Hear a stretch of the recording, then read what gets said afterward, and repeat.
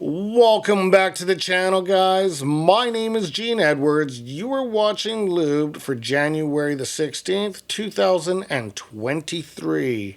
Before I dive into the Edmonton Oilers discussion today, guys, I just want to give a quick condolences to the Ojic family as the Vancouver enforcer Gino Ojic passed away yesterday at the very young age of 52. So my heart goes out to their family tonight as they are dealing with that. On the opposite end of the spectrum, Stuart Skinner returned to play with the Edmonton Oilers today, and on Thursday, his wife Chloe gave birth to their new baby boy, Bo. Try saying that. Baby Bo. I'm not even going to try saying it again because I just can't get it. But their new baby named Bo, 7 pounds, 4 ounces. That's right, 7 pounds, 4 ounces. Stuart Skinner, 74, 7 pounds, 4 ounces. You see the connection? Kind of neat if you think about it. Stuart was asked about that in a media scrum this afternoon, and yeah, I kind of chuckled about it. He goes, "Isn't that kind of weird?" And yeah, it is kind of weird. So congratulations both to Stu and Chloe, and it's good to see him back practicing. And we also saw another person in the dressing room that had a complete practice. Evander had a full-on practice today with the boys. He was on the third line. I think they kept him on the third line because they didn't want to over stress him a little bit. He is going to be checked out by the doctors, and we may actually see him in the lineup tomorrow. That will be so awesome if we do. Like I said, this team is starting to really pull it together at the right time. So yeah, let's hope that they can get their first 4-game winning streak of the season tomorrow night when they play the Kraken. Let's just dive into the trends for the Seattle Kraken, as the Kraken are 8-0 in their last 8 overall. However, the score has them listed losing their last game, so I haven't looked yet at if what the actual truth is on it. I just realized it as I was starting to film just now. So I haven't looked at it. I would imagine the score is probably more accurate, so I think Seattle probably lost their last game. Regardless, if Seattle won their last 8 in a row, they're a team that's on fire. And they got some strange anomalies when it comes to their when I do the stat comparison. There's some really funny stuff, and that I'll get to shortly. They are also 5-0 in their last 5 against teams with a winning record. As far as Edmonton's been a little bit cold on one trend here, as they are 1-6 in their last 7 home games. They don't have any hot trends going into this, but they are 1-6 with their home games. I'm hoping this turns around soon, because for whatever reason they're struggling at home. And that sucks, especially if you're the fan paying that high price ticket and high price popcorn. We move on to the record. Okay, so first we'll talk about who's in and who's out. As far as Seattle, Chris Drieger is out with his knee.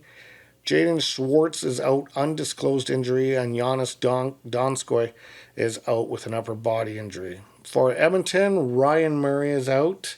Evander Kane is out. Kyler Yamamoto is undisclosed, but questionable. And it has Stuart Skinner listed out for personal reasons, but I think he will be back. I think he'll be behind the pipes tomorrow night, as he did have a full practice. He was a little winded after today's practice for 5 days of no skating, but I think he'll be behind the pipes. When it comes to consensus, covers consensus, the voting or the betting community right now has the Edmonton Oilers at 68% to win this game. And the current record for the Oilers is 24-18-3 for 51 points. They are still tied with Calgary. Calgary has a game in hand. That is why they are actually in the wild card 1 spot, and we're in the wild card 2 spot. What else do I have here? Okay, let's get into the stat comparison. Now, like I said, there's some strange anomalies, and I actually circled them here for you. As I didn't circle one that I wanted to circle, and that was Martin Jones' record. He has an .895 save percentage, which is kind of, not that great, to be honest with you. But he has 3 shutouts this year. So I thought that was kind of odd. I was like, 3 shutouts, .895? It's not adding up. It's like he's hot on certain days and then must be really cold on other days. Their face-offs are absolutely brutal, as they are 30th in the league at 45.3%. And the reason why I think this is an odd stat is because they are number 2, or tied for number 2 in the league for goals, averaging 3.76. When you win a face-off, you win control. When you win control, you usually have the puck more in hand. So for them to have second overall in goals, that's pretty impressive. And not to mention, they are number 1 for their shooting percentage at 12.6%. This is a team that just came in the league last year. Let's keep that in mind. And it's not exactly like Ron Francis built this team the way the Vegas Golden Knights were built. He took the hard route, and this team is coming around really quickly and very impressively. The records for both teams are the Oilers 24-18-3, the Seattle Kraken 26-13-4. As far as the away and home records go, Seattle has been awesome on the road, as they have a record of 16-4-2. The Edmonton Oilers 10-11-2. The last 10, Edmonton is 6-3-1, and Seattle is 8-2.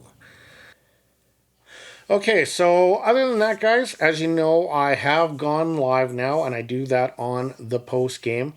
However, the first couple episodes I was not very pleased with. I have learned this software a little bit more, and I've also integrated my microphone now. You'll notice that tomorrow night. So I'm hoping for a much better viewing tomorrow. I was not very pleased with my first couple live ones, including the one that I actually never showed up, and I do apologize again for that. But anyway, if you're happening to be watching this channel for the very first time and like the content I bring on the Edmonton Oilers, feel free to hit that like, share, and subscribe button. Those of you that already have subscribed, you know the drill. Stay healthy, stay happy, stay hydrated. I'll see you tomorrow at 9 p.m. live. We'll talk soon.